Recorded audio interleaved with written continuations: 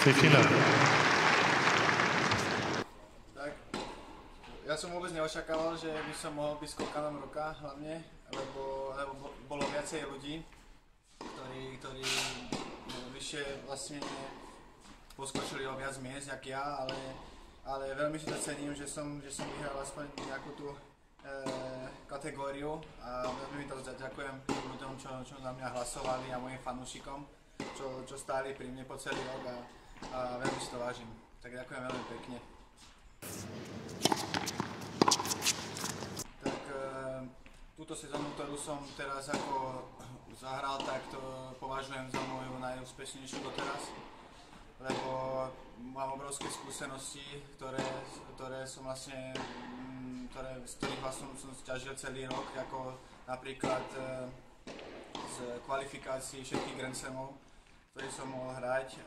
Potom moja najväčšia skúsenosť bola reprezentácia v Davis Cupe, ktorú som si veľmi dobre užil a veľmi som si to cenil, že som mohol hrať.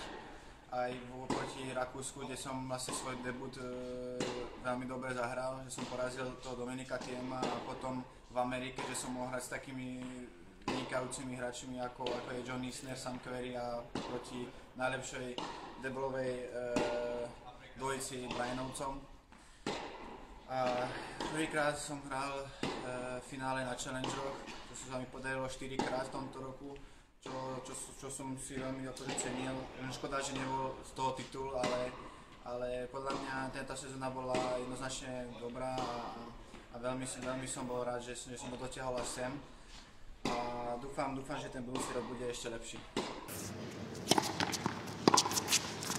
Dal som si taký cieľ, že by som mohol byť tak okolo tej stovky alebo na hrane tej stovky alebo aj v tej top stovky, keby som sa dostal, tak to by bolo veľmi dobré, lebo už nie som tak ďaleko, že stačí mi o tých 100 bodov v tej stovke, tak ja dúfam, že sa mi to podarí ešte aj poobhajovať tie body počas sezóny, tak dal som si ten cieľ, že byť okolo tej stovky až 90.